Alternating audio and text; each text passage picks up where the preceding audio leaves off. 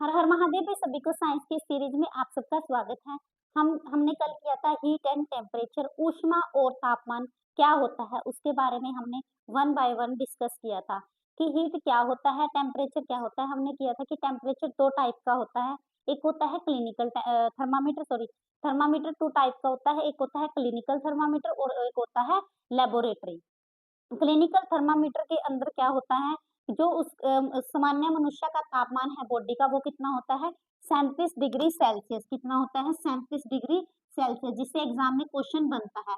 जो ये सारे टॉपिक मैं करवा रही हूँ आपको एनसीईआरटी बुक से करवा रही हूँ, क्योंकि एनसीईआरटी में से ही हमारा पेपर बनता है 37 डिग्री सेल्सियस। ठीक है, उसके बाद अगर फahrenheit में पूछे तो 90.8 डिग्री 98.6 डिग्री फahrenheit, ये है मनुष्य के शरीर का सामान्य टेम्परेचर या सामान्य तापमान। यहाँ से एग्जाम में आता है क्वेश्चन, डायरेक्ट पूछा जाता है कि मनुष्य के शरीर का सामान्य तापमान कितना होता है। अगर पूछे आंसर सेल्सियस में पूछे तो हमने 37 डिग्री सेल्सियस करना है।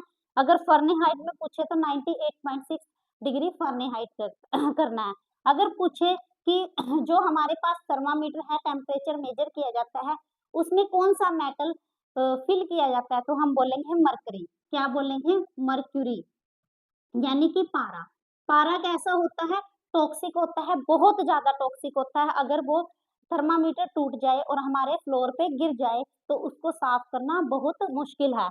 मान लो पारा टूट गया और क्या हुआ, बहकर पानी में चला गया।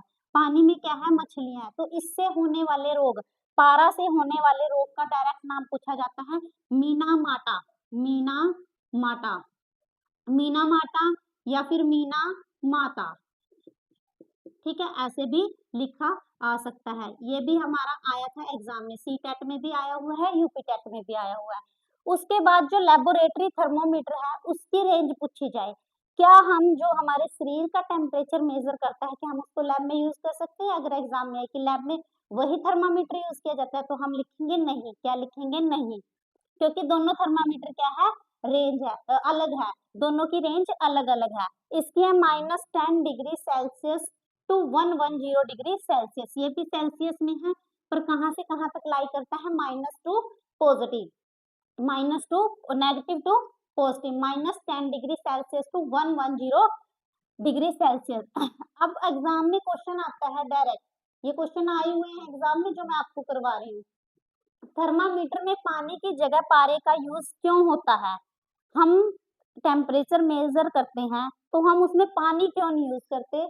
हम मरकरी या फिर पारे का यूज क्यों करते हैं? क्योंकि जो मरकरी है वो एक्सपैंड होता है यूनिफॉर्मली, एक सीक्वेंस में ही वो क्या होता है? एक्सपैंड होता है। क्या करते हैं हम? जैसे ही उसको थर्मामीटर को हमने मुंह के अंदर डाला तो हम ऐसे करके देखते हैं, तो बीच में क्या लगा होता है? किंक लगा होता है। बीच में ऐसे जो थर्मामीटर है उसमें इस ट्यूब का, इसका यहाँ पे एक मुड़ाव होता है, उस मुड़ाव को हम कहते हैं किंक। क्या कहते हैं? किंक। इस किंक का काम क्या है? जब वो पारा है यानी कि जो टेम्परेचर है, इस पारे को बैक फ्लो होने से रोकता है। क्या करता है? बैक फ्लो होने से रोकता है। किंक का काम ये है। अगर पूछे क्यों यूज किया जाता है, तो जो मरकरी है पारा है वो क्या है? एक्सपैंड होता है यूनिफॉर्मली, एक समान यूनिफॉर्म में एक्सपैंड होता है। अगर पूछे एक मैक्स मिनिमम टेम्परेचर होता है, इसको किसके लिए यूज किया जाता है? जो मौसम विज्ञान के साइंटिस्ट होते हैं, वेदर को मेजर करने के लिए कौन सा थर्मामीटर यूज किया जाता है? Maximum minimum temperature. Maximum minimum temperature को मेजर करने के लिए, सॉरी, वेदर को मेजर करने के लिए क्या यूज किया जाता है? मैक्सिमम मिनिमम टेम्परेचर नाम का थर्मामीटर। ठीक है, अब पूछे टेम्परेचर की, ये मैंने टेम्परेचर लिखा है, तापमान की एसआई यूनिट क्या है? एग्जाम में पूछे, सारे क्वेश्चन एग्जाम में आए हुए हैं, कोई कोई से ना कोई से में। तापमान की एसआई यूनिट क्या है? तो हम बोलेंगे केल्विन। क्या है? केल्विन। क्या है? केल्विन। एब्सोल्यूट जीरो, परम शून्य तापमान क्या होता है? एब्सोल्यूट जीरो तापमान क्या होता है? स्केल के अंदर क्या होता है?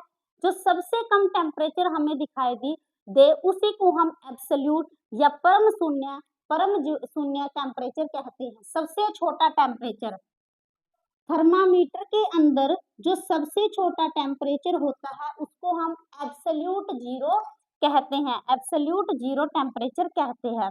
अब एग्जाम में क्वेश्चन आया कि केल्विन कौन से टेम्परेचर को मेजर कर सकता है? केल्विन कर सकता है 0 डिग्री सेल्सियस टेम्परेचर को। ये नेगेटिव को मेजर नहीं करता। क्या करता है? ये नेगेटिव को मेजर नहीं करता, ये करता है 0 केल्विन को। सेल्सियस करता है -270 डिग्री सेल्सियस टेम्परेचर को, -273 डिग्री सेल्सियस टेम्परेचर को, ये याद रखना है। उसके बाद है फahrenheit। फahrenheit करता है -495 यानी कि 495 डिग्री फahrenheit को। सेल्सियस करता है 273 डिग्री को और फahrenheit करता है 495 फahrenheit को। ये एब्सोल्यूट टेम्परेचर की रेंज है। अगर पूछे कि टेम्परेचर को मेजर करने के लिए जो एब्सोल्यूट जीरो टेम्परेचर है केल्विन में नेगेटिव नहीं हो सकता, सेल्सियस में -273 है और फahrenheit में पूछे -495 डिग्री फahrenheit। यदि गैस का तापमान है, टेम्परेचर है केल्विन के अंदर, उसको मैंने 2 गुना कर दिया तो एवरेज काइनेटिक एनर्जी पर क्या इफेक्ट पड़ेगा? यानी कि औसत गतिज ऊर्जा पर क्या इफेक्ट पड़ेगा? औसत गतिज ऊर्जा, मूवमेंट के पार्टिकल के मूवमेंट को ही क्या कहते हैं हम? काइनेटिक एनर्जी कहते हैं, पार्टिकल जब मोशन करता है।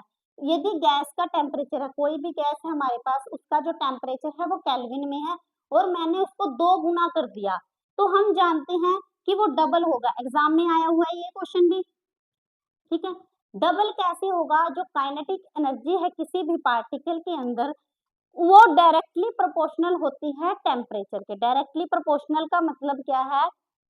अगर काइनेटिक एनर्जी को मैं बढ़ाऊंगी, ये बढ़ाने का सिंबल है, तो अगर मैं टेम्परेचर को बढ़ाऊंगी तो हमारी जो काइनेटिक एनर्जी है वो भी बढ़ेगी। सिंपल सी बात है। मैंने क्या किया, एक पैन में पानी गर्म किया, पहले क्या थी, फ्लेम मेरी स्लो थी, सिम थी, फिर मैंने क्या किया, उसको फास्ट कर दिया, तेज कर दिया मैंने। जैसे ही मैंने गैस की फ्लेम को फास्ट किया तो पानी क्या होगा? इजिली गर्म होगा, उसमें क्या होगा? उबाल आएगा। जो उसके अंदर पार्टिकल होंगे वो जल्दी जल्दी क्या करेंगे? कोई इधर मूव करेगा, कोई इधर मूव करेगा, फटाफट क्या करेंगे? मूव करेंगे। तो सिंपल सी बात है, टेम्परेचर बढ़ाने पर काइनेटिक एनर्जी क्या है? बढ़ती है। तो जो हमारा एवरेज काइनेटिक एनर्जी होगी वो भी 2 गुना होगी, क्योंकि मैंने टेम्परेचर को बढ़ाया, टेम्परेचर को 2 गुना किया तो मेरी काइनेटिक एनर्जी भी 2 गुना हो गई। उसके बाद है अमाउंट ऑफ हीट, किसी बॉडी के अंदर है वो डिपेंड करती है, यानी कि कोई भी बॉडी है, कोई भी पिंड है, कोई भी वस्तु है, उसके अंदर अमाउंट ऑफ हीट यानी कि ऊष्मा की मात्रा किस पर निर्भर करेगी, कि उसके अंदर कितनी ऊष्मा है वो किस चीज पर डिपेंड करेगी।